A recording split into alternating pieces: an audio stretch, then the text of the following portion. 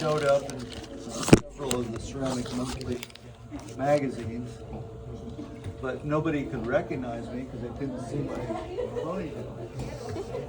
Not your face? I was just still starting out. I've only been making pots for a few years then.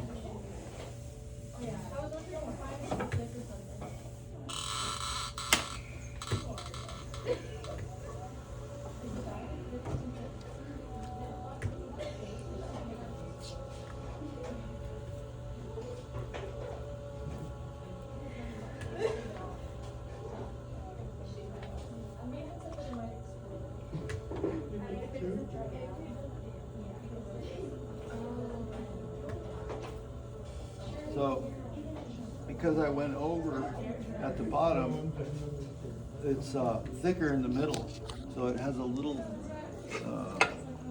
bit of a kind of almost like a little nipple in the middle. And now I have to press that down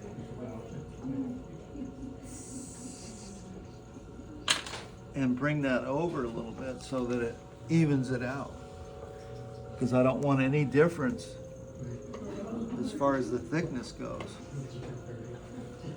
So I'll go back and forth a couple of times trying to even that out.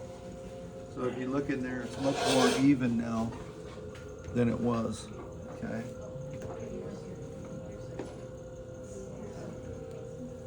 And I like to use my sponge to compress it, even it out.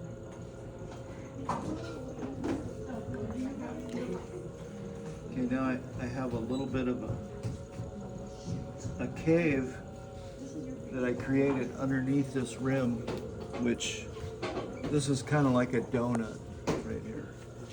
It's that same thickness all the way around. Okay.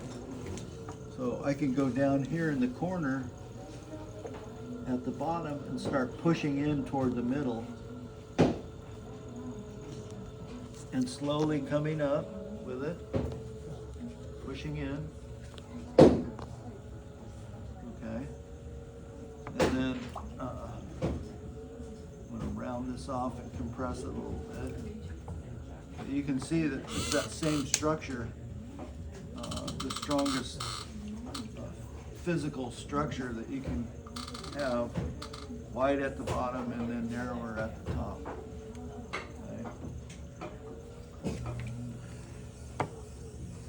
Rid of some of this clay at the bottom, clean that up so it doesn't throw the bottom off.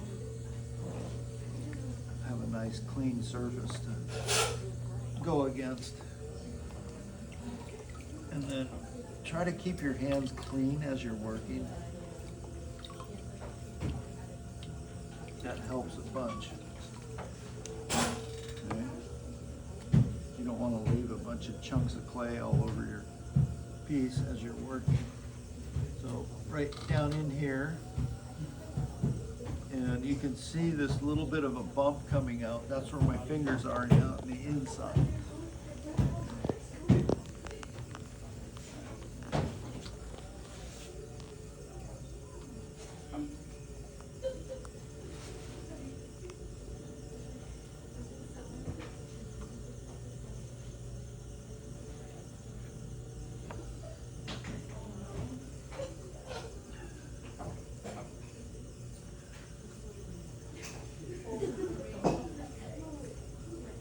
Once again, trying to keep it so that it's sloped as it's going in toward the top. Bringing it in a little bit, compressing the rim. Do that after every pull.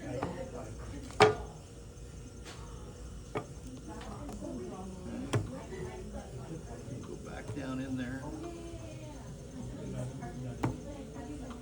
Push it in.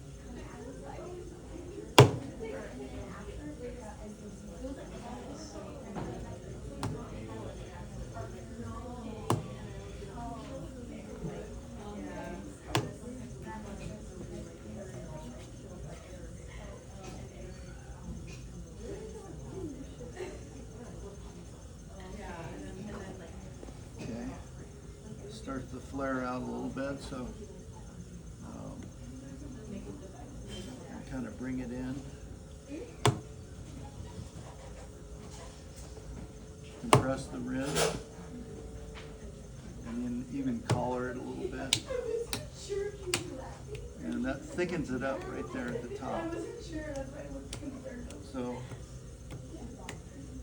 I'll go over it and kind of thin it out. You don't want to be top heavy as you're coming up with it.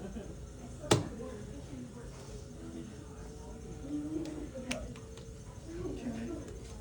Now I have a whole bunch of water at the bottom, so I want to take that out. Once again, keep your hands clean.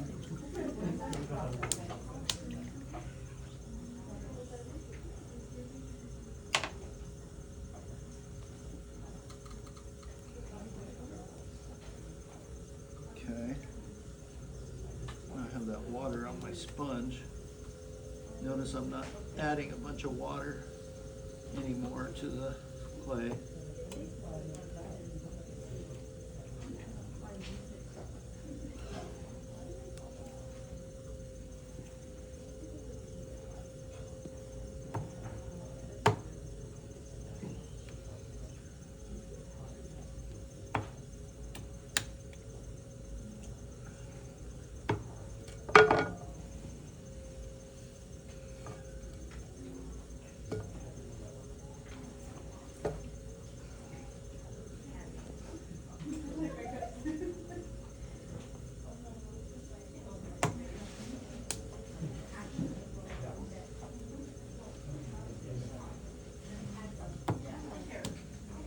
Okay, so I'm going to go ahead and use the rib now, and maybe take a little bit more off before I do that, right there at the bottom, because it wants to slope in, so you can just remove a little bit of that clay that I'm not going to be using anyway.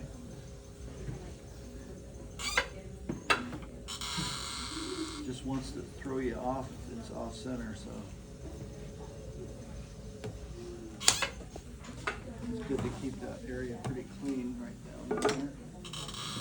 And then I'll take this 90-degree angle and I'll push that in at the bottom.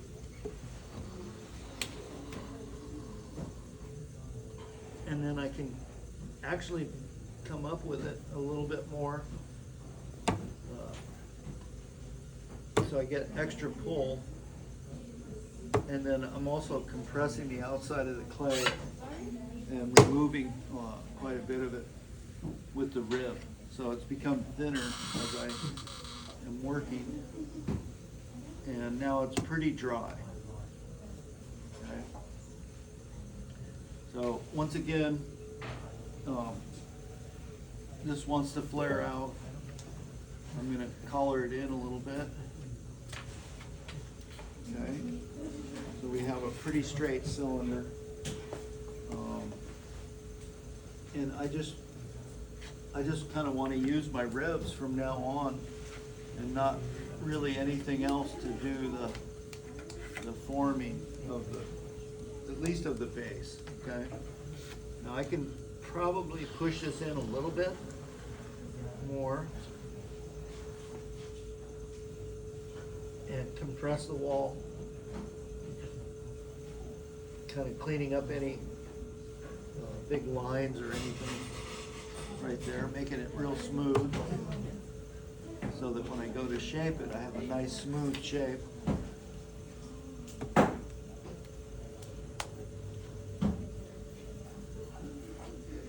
Once again, trying to keep that top part in a little bit so that it doesn't cause me any trouble. Get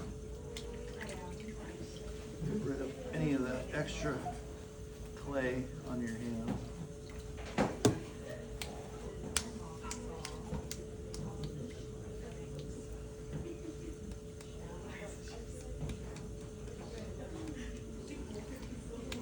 Okay, so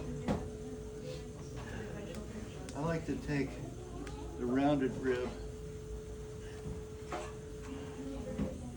slow this down a little bit. And I'll go down in here and start up a little bit from the bottom. And I'll just push that rib out a little bit as I'm coming up.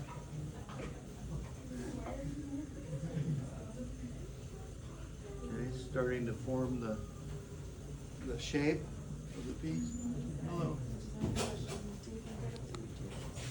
Pardon? Do you think I have to redo this?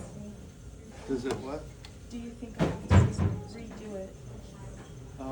Just try and see what it'll do, how it is. Huh? Okay. I'm just wondering, like, if, You can't do anything, it's already dry. yeah, Yeah, so just fire it like that and see what it does. oh, Yeah. You can always make a backup. okay.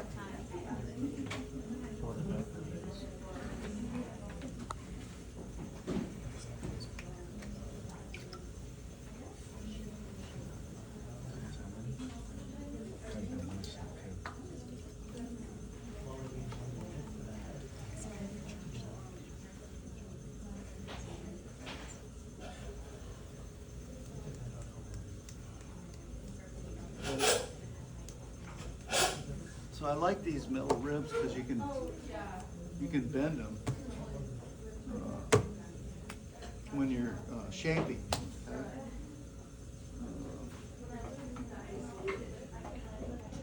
Bring that top just a little bit.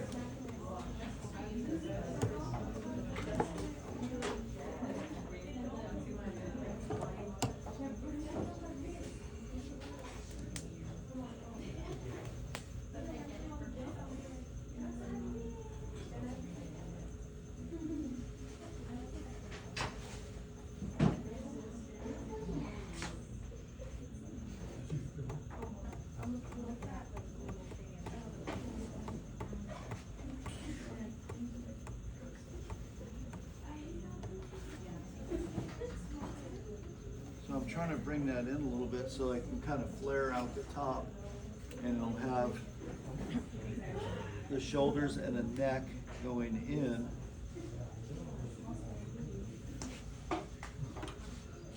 Right around the top part. Okay. And just wet my fingertips just a little bit.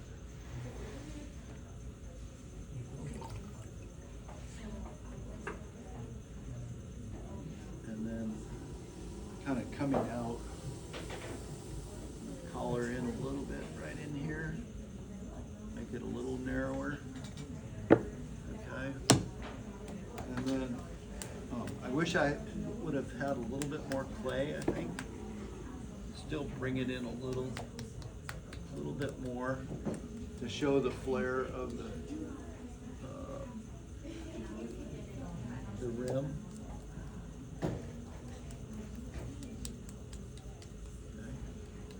Try to make more of a classical type looking piece. And then in order to do that, I've got to get rid of some of this clay at the bottom. Okay, because that destroys the beauty of the roundness, it being so wide there. So I'll start just below the rounded part and kind of start ribbing it in with this knife tool. And you can see that, you know, it kind of starts to show the roundness a little bit more. Now I can go back in there with either the rib or the sponge and kind of push that out right in the middle.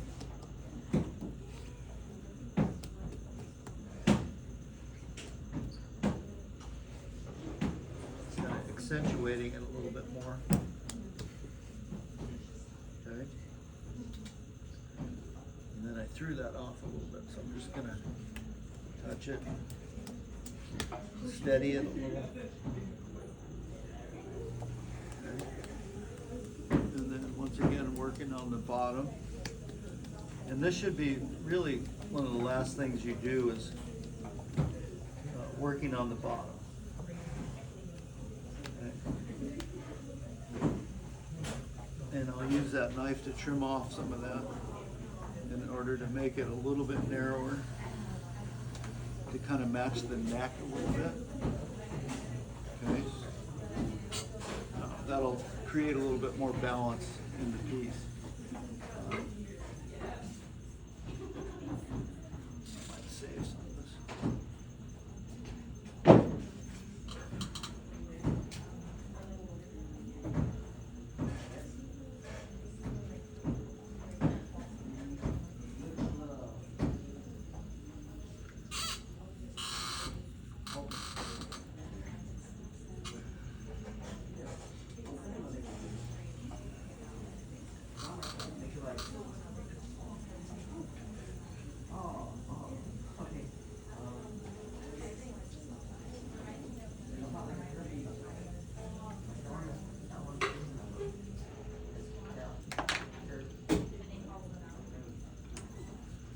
And then on this type of a shape, this is how I used to kind of make my pictures too. Make the spout right there in the rim. I'm gonna see if I can get a little bit more clay off of here so that I don't need to trim it much or at all. Okay. And then I'm going to come slant in at the bottom. Get rid of that clay right there.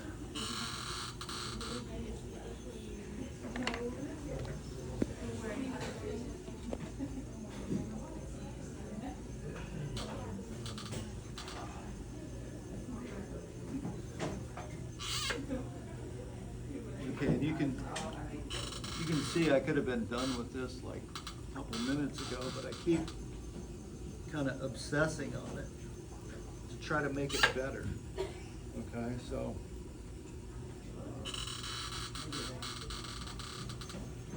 I like to once again make a little definition line in here, and then some people will actually throw one in here at the bottom.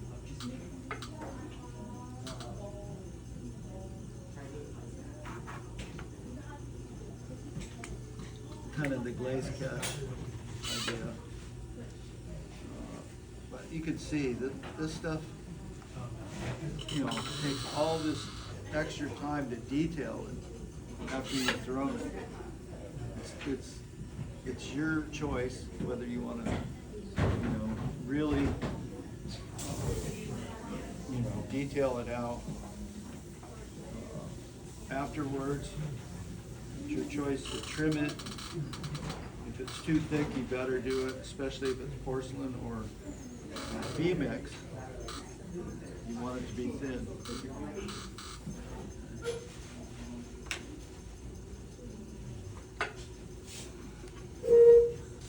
then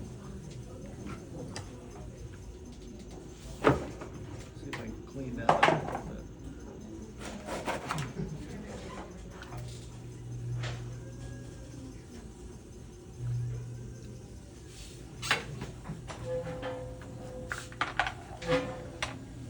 Nice and flat as you cut it.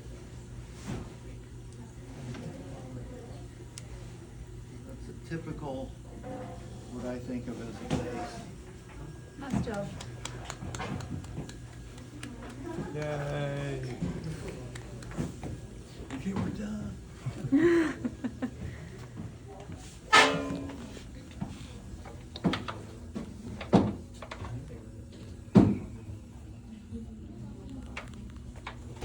I've done better ones and I've done ones that are worse, so